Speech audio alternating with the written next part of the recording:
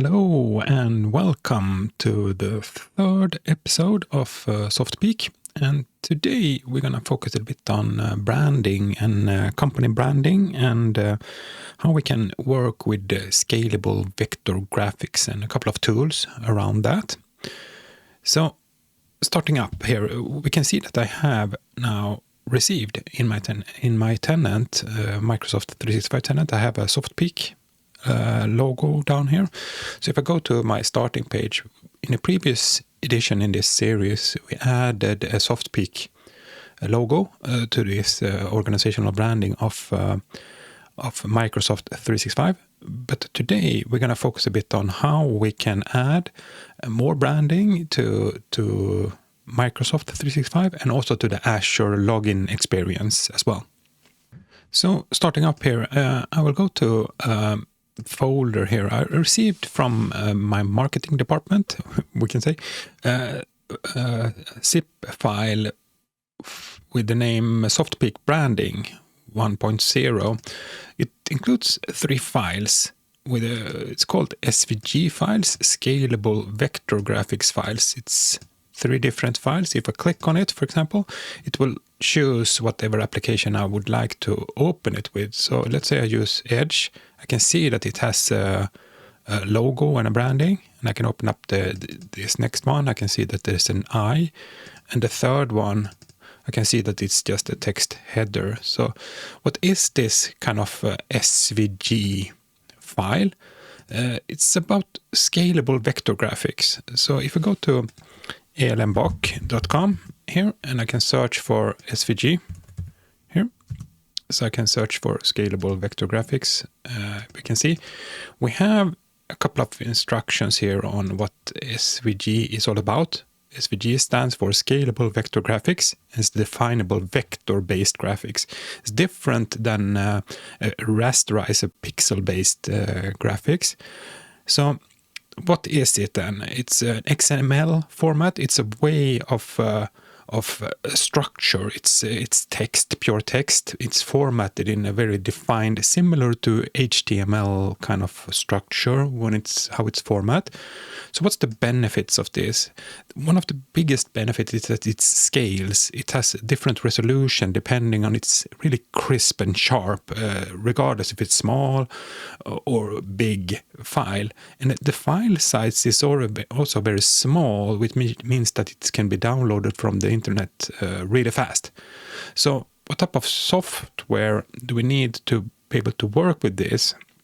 I think maybe one of the most common ones is to use Adobe's Illustrator, but there is also open source software like Inkscape we can use.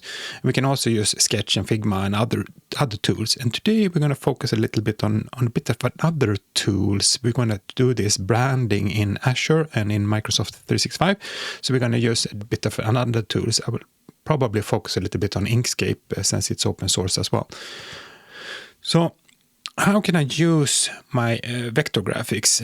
Like we saw, I can open up the files here. I can see the files, but I can also show the page source of this file. I can see that it's XML. I can see that it has some definition. It has a bunch of strange kind of code here that I can use. So I can use this in any application that's supporting HTML and CSS, JavaScript to manipulate and to do animations and stuff. The graphics can be optimized in a bunch of different ways, and I will show you in Visual Studio Code a little bit later in this episode how to optimize and minimize the actual code and how to optimize the structure of this. So what type of browser is supported? Chrome, Firefox, Safari, Edge, and Opera. Most of the common browsers is supported for working with SVGs, but not all of the features is not really supported, because you can do lots of things within SVG, so not everything is supported by everything, so it can be a bit more complex, but the basic understanding is that it's supported by all of the browsers, and it can of course be used by printing as well, because you get lossless quality. It's a vector and not a pixel, so it's really detailed, the graphics. So there is limitations to SVGs. It has a bunch of complexities, and you can use effects and filters and stuff, and I will show you a little bit around that as well today, so you can have an understanding on how that actually works. before we kind of kick it off here, I do recommend this from Fireship, this 100 seconds introduction to how SVG works, because it's a really high compact, high impact kind of video explaining the overall structure and what SVG is all about. So just before we start here, I do recommend also to have Visual Studio Code installed. So you can go to codevisualstudio.com to download Visual Studio Code. It's a free software. You don't need to pay anything for it. So it's really great tool to watch any type of code, and we should install a couple of extensions to be able to better understand the structure of an SVG and how we can work with an SVG. So when you have installed it, or during the installation, you should also try and hit that add to context menu option, the little checkbox in the installation process, because it really helps to add when you want to open up Visual Studio from, for example, a file here. So you can right click on the file, they can open with, and you can open up with the Visual Studio Code. It gives you the possibility when you have this installed, you can open up the file directly in Visual Studio Code. So we can open it up like this. We see that it's, do you want to allow untrusted files in Windows? Just open it. So we will open this file. Now we can see we have a bunch of different text here. You can see on the right hand side is a bunch of text. So SVGs can be really complex, but most of the SVGs will not be as complex as this one. But in order for us to work more seamlessly with this, I recommend also to install a couple of extensions. So we can do that by clicking on the extensions tab here, and we can search for SVG in the extensions in Visual Studio Code. And we can see in terms of popularity, we do want to install this one, SVG, because it gives us the possibility to minify and prettify kind of the one. And we just hit this install button here. We can, it's installed, now it's installed. We also want to have some kind of preview possibility. And there is one here that we can select from. So we take this one with the most downloads, I guess, and just install it. It gives us another window to the right here. When we open up an SVG, we can see the SVG and we can change colors immediately. We can see how it looks, it reflects. We can also install this SVG editor, so we can do some small changes to it. So we can have like drag and increase size and move things around a little bit. So we can install those three. Now we have 3 SVG kind of editors that we can use. So we close this one and we can go back now to this. It of course will allow me to work. Now you see on the right hand side here, you can see that we have now a preview window that we can see how this actually looks. And I can see here on top here, I can see I have my change of colors, and I can change this hex code into any other code I would like to. So I can work out of this basically. And there is another command inside Visual Studio Code that's really good to kind of like have handy and learn how to work with. You can hit this command palette, Control P. We can actually press the button, so we can press Control, Shift, and P. It will open up a window like this with a bunch of commands. And here we can add a SVG, for example. We can see that we have a couple of options here. So we have this minify, and we have the possibility to prettify. We can also just mark this text, and we can hit this minify SVG like that. So it asks me if I really trust this, and I press OK. It kind of like shrinks it a bit together. And this is really useful for certain scenarios when we want to work with Scalable Vector Graphics. We want to keep it as small and as readable as possible. At the moment, to the right here, we only see this preview window, but we can also go back to this view command palette here, and we can type in SVG editor. So we can open up the SVG editor as well. We have another kind of tab here, so we can watch the same kind of structure, but a different type of view. In this view, I can also kind of like mark objects and move stuff around. So I can change the position, and I can move it around, and I can take pieces like that and move it around and change it. So I can do stuff on this file basically directly in here. So those are the two kind of basic things I recommend to have installed. Another kind of good thing is that you can open up a folder like this in Visual Studio Code, and I can point to that branding folder that I just received. So I can select this folder and I get all of the files directly in here now. So I can see my various files. If I open it up, I can see the preview, and I can click on this and I can see the various files, and I can jump around and I can see how it behaves. So it's a really nice way to use Visual Studio Code to work with scalable vector graphics.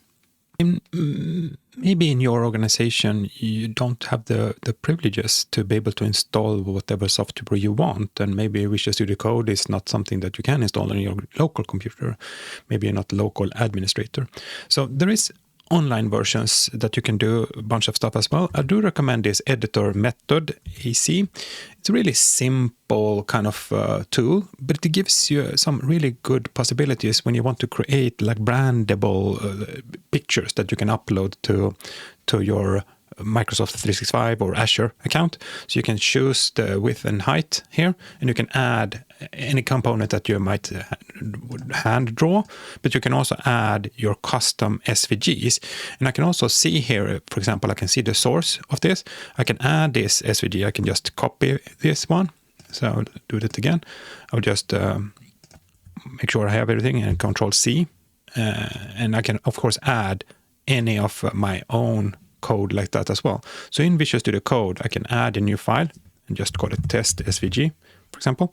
I can add it in the folder and I can paste this. You can see that it's reflecting, and I can do the opposite as well. I can take this really detailed option and I can go into the view source, and then I can maybe change it and apply changes. You see that now it's referring to my image, like instead of the other one. Another one I can recommend is this Draw.io. It's a really handy diagramming tool that you can create diagrams, like workflow diagrams or stuff that you want to visualize more things and more components. So this has some really nice features as well when it comes to exporting from here into maybe an SVG if you would like. You can also embed the SVG into other components. So you get an embedding structure, so you can put it in other pages and structures as well. Another pretty cool thing that you can do in diagrams.net or Draw.io is that you can copy just text from Visual Studio Code. You see that it has syntax highlighted colors. I can Control C for this, and I can go back to this. I can just paste it like that. It keeps kind of the formatting, and that's really nice when I want to export this or use this somewhere else. I can have this syntax highlighted, all also available in my pictures or my export of the SVG. A really cool thing that you can do is that you can go to OpenAI and specifically to ChatGPT, and you can ask it to write a SVG for you. So you can write an SVG with 3 circles or whatever. It will write me the code of having an SVG like this. So I can just copy this code.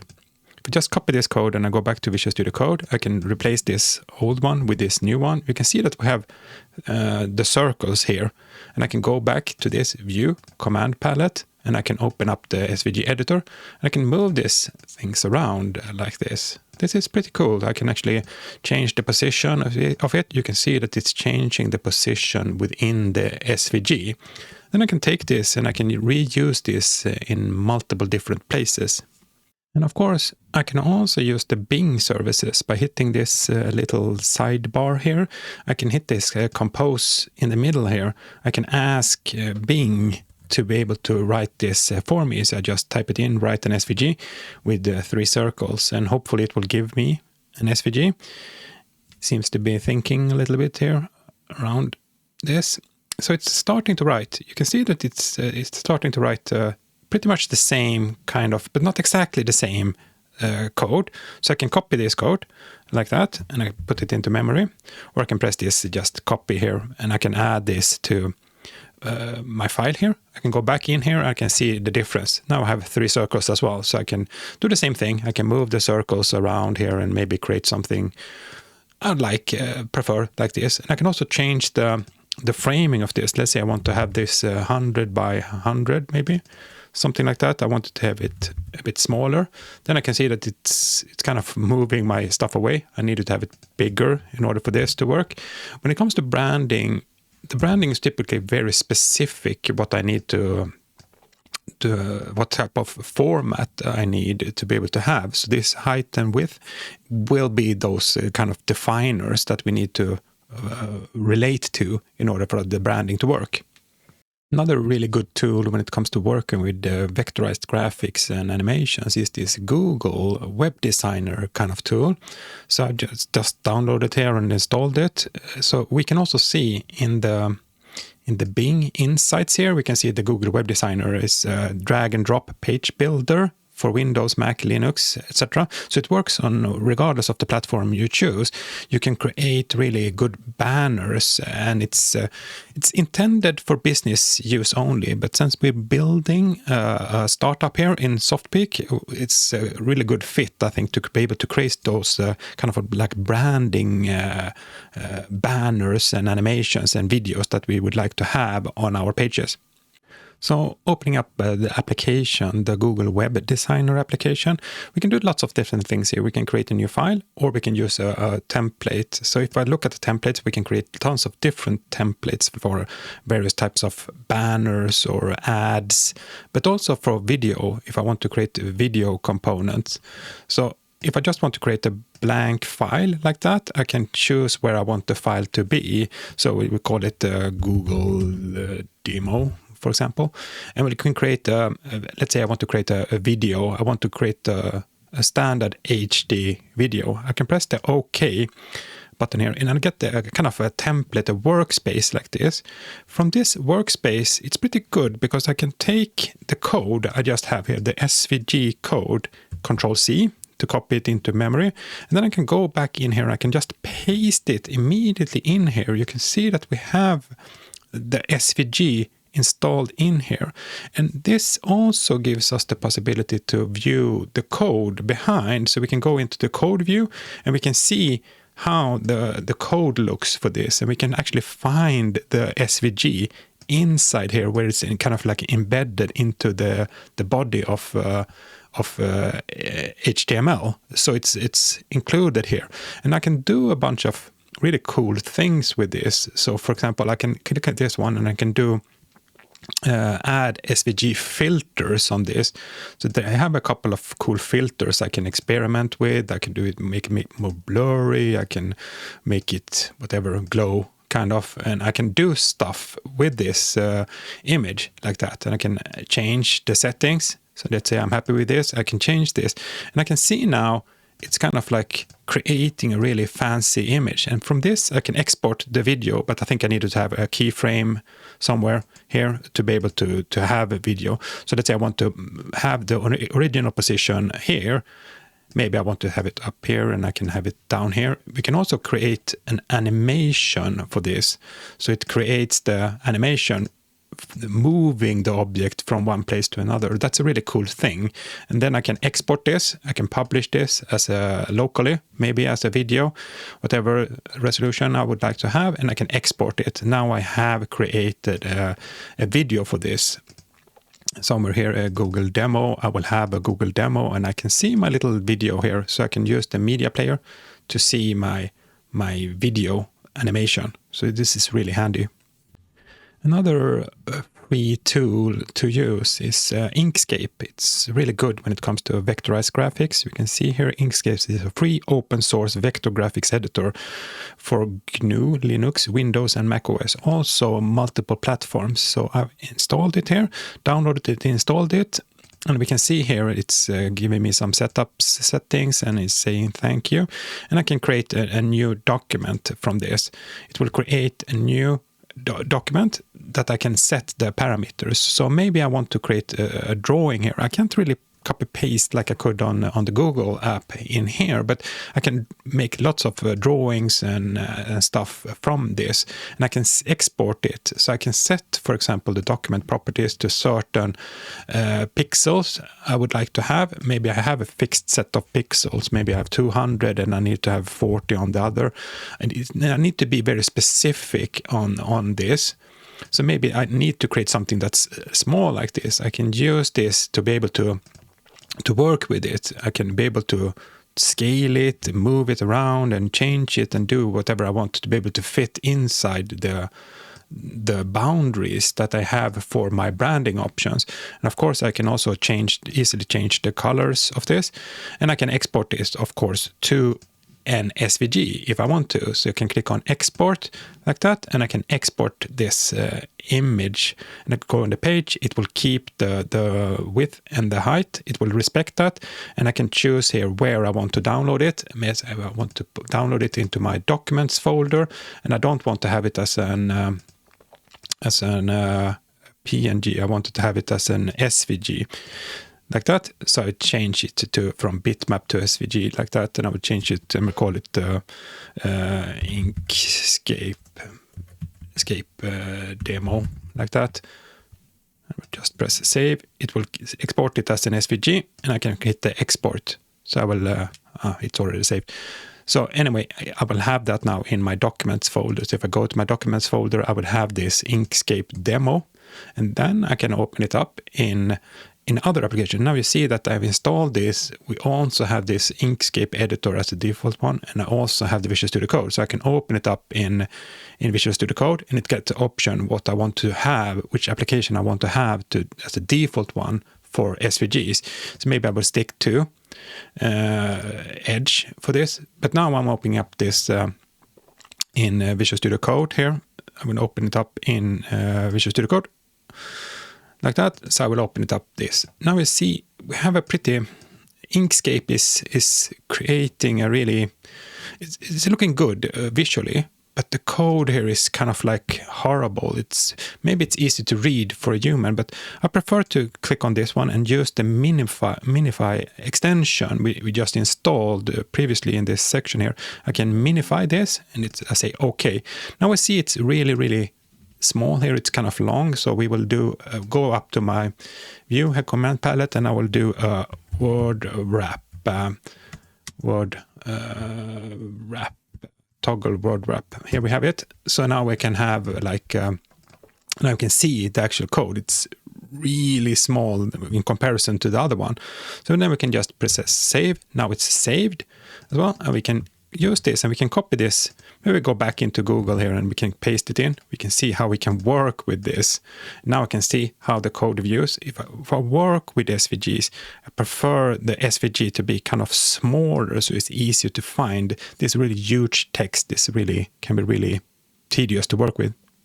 So now going back to my Microsoft environment, and I will look at the branding and what type of possibilities we have when it comes to branding. So let's go back into the admin settings here, and we go back into what we have here is under settings, we have the organizational settings, and we have the organizational profile, and we have the custom themes, and we have the default theme. And we want to change the logo. We want to change this from a PNG, even though it works. I think it's better to have a PNG rather than this. So we can see the specifics of this. So let's see what kind of dimensions they want. They have a couple of dimensions here that we want to target for 200 times 48 pixels. It will be shown in a box similar to this one in Microsoft 365 and SharePoint and so on. So what we will do is we will change a couple of things. We will create this image in those dimensions. Let's do this then. So in SoftPeak here, I want to create a new SVG instead of this PNG that we have here. So I will open up Visual Studio Code, and I will find the correct SVG just so we have it. It's called SoftPeak header, and this is the text. This is the SVG, and this is the path I want to have in the SVG. So I will open up Inkscape, and I will create a new document for this. So I will open up a new document, and in this document I will have set the properties to needs to be pixels, and I need to have it as 200, and it should be 48. I think Microsoft is rescaling it, but I think this is the good basic for this. So I can press the import, and I should be able to find my file here. So I will go to my downloads folder here somewhere. There we have it, and I will go into the SoftPeak and the SoftPeak branding, and I should take this header file here. So I can press open, and I get a couple of options here. I just press OK to keep it. Now I see it's pretty good. It's fitting quite nicely. If I can increase the size, but now you see it's kind of like weird. But if I press down Control and keep the actual aspects of this, so I can create it how big or small I want, and I can even use the arrows to kind of position it in exactly the same way I would like. And I think this looks pretty okay. Now I can go into the file, and I can do the export. And from here I can do the export, and now again I want to have this in my let's put it in the documents folder like that, and I will have it like SoftPeak 200x48, I think it was, right? So I will just press save there, and I will have it change it from PNG to SVG, and I just press export. Now I should have in my documents folder, I should have this image. Now I can open up this one in Visual Studio Code. So I want to see this, and now to see that it's a framing, it's looking good, and it seems the width and the height is good, but the text here is not ideal for my purpose. So I will do minify like that, and I will just do it like that. And again, I will press the Control-Shift-P to open up this, and I will toggle the word wrap so I can see how this actually looks. So now it looks pretty nice. It has a bunch of paths in it, but the important thing I think is this 200 to 48 ratio. So just press save on this. So now we have a pretty good file. There's also more branding that we can do besides from this. So if I close down this one and I go back to Portal Azure, so I go to Portal in Azure to be able to go in there, and yeah, I will do the MFA thing. Here I can also click on Active Directory, or soon to be named Entra ID. I can scroll down on the left hand side a little bit here. There is something called Company Branding. I can click on this one, and I can see I can change the branding experience when my users log into my tenant. And this is a really good thing to do, to invest a little bit of time to do this. In order for this to do this, I need to have some basic image. I need to have an image of a square, and I need to have some kind of banner and some other header information, and maybe some footer and sign-in information. So we will go ahead and do all of those images now. It's always good to read some instructions before this, how to customize branding. This is a pretty good learning resource. So we can see in this really nice picture, we can change the fav icon on top here, and we can change the banner logo, and we can change a couple of other things as well. So we can have this login experience more branded to my organizational profile. We're going to start off by doing a fav icon. It needs to be 32 by 32. So let's go ahead and use the Google one. So we'll create a new one, and we just create a banner, and we take it like a custom size, and we take it 32 by 32. And we press OK. And we call it not SoftPeak 32x32. It's perfect like that. We have a really small one here, and I want to place something in here. So I will take this code that I have in Visual Studio Code, and I will look up a good one I want to use. Maybe I want to use the I here. So maybe I want to use this I default. I can just copy the text here. So I can mark it all and Control C, and I can go back to Google, and I can paste it in here. Not this one.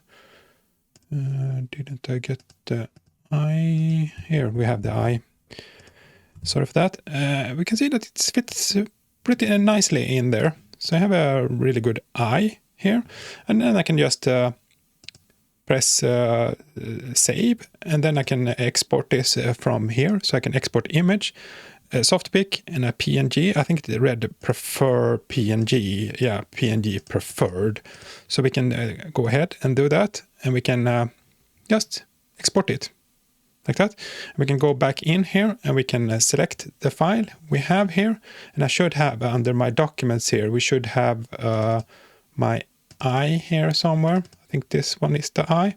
So I think this one works perfectly for that purpose. So the next step here would be to add a background image and maybe even a background color. So going back to this image here, we can see that I created a fav icon. I haven't created a header logo yet. I don't think we need that. Maybe we can change the background image and background color. I'm not sure if we would like to do so very much, but I prefer maybe to have it darker, maybe not all black. Yeah, let's have it all black. That's good. We won't create a background, so we will have this image. And then we go to the next step here, and we create the layout. We can see if I want to have a full screen, yes, I don't want to have it on the side, and I don't want to have a header, so I will hide the header. And footer is a really good thing. If I have a footer, I can keep the footer for now, just to be able to show it, but I will probably not have that for my users yet. And I can also add a custom CSS file, that's a style sheet file, so in order to have a really proper branding, exact branding. So in the header, I can create a header logo if I wanted to, and I have to have this exact pixels. So the header image is this one, header logo up here, and we have something called a banner logo as well. So the header logo, I will skip this one. I don't think I need it. When it comes to footer, I think this is a really good one to think about. In the previous episode, we also worked a little bit with WordPress, and in WordPress we can use pages. So it's a really good thing to have those kind of information pages that you have for your users down here in the footer, like terms of use and privacy and all of those kind of things, to be available on the open internet, so you can see them directly from there. So I think that's a good one. And the next step is to be able to create the banner logo if I wanted to. This is the logo up here, so I will just create something that will fit this one as well. So let's go ahead and create the banner. The banner should be 280 times 60. So I will go into this editor method AC, and I will just make sure that I have the correct width and height. And then I will go into the file and I will place an image. Then I will find my header image like that, and it will be pasted in here. Now I can see I can highlight and move it a little bit. So maybe I just want to position it. I can also rescale it if I want to, but I want to have it somewhere like that. I now can use this file and I can save this as an image, as an SVG. So I can save it as an SVG, but I can also export it as a PNG. So method draw image. Let's see if I open up that file, I can see if I have that file here, and we will just, for the purpose here, I will rename it to something else. I would call it SoftPeak, let's say 200 x 60, 280 even, like that. So I will just have it like that. Then I can go back into this, and I can go back here, and I can then find the file in here somewhere, wherever it was, the download here it was. So I can add it into the picture here. Now I've created this one. I can now follow the next step. I can see if I want to have something more. Maybe I want to have a square logo. Maybe I want to have additional kind of nice details for my users. Then I can go ahead and I can review it, and I can see all of my settings. Then I can just hit this create button. It's going to apply the default branding. So the next time a user logs on, they should see this new branding. Next time a user logs on, it maybe looks something like this instead of the other one. So with that, thanking you so much for watching this kind of experiment with me called SoftPeak, focusing on digital literacy, artificial intelligence, citizen development, all kinds of tooling and ideas on how to be more smart about how you work in order to save you more time so you can do more interesting things. So if you do like this kind of content, then hit that like button and subscribe to my channel. But you can also click on this newsletter up here in softpeak.com to sign up to my coming newsletter as well. So again, thank you so much for listening in to me this time, and until next time, stay safe.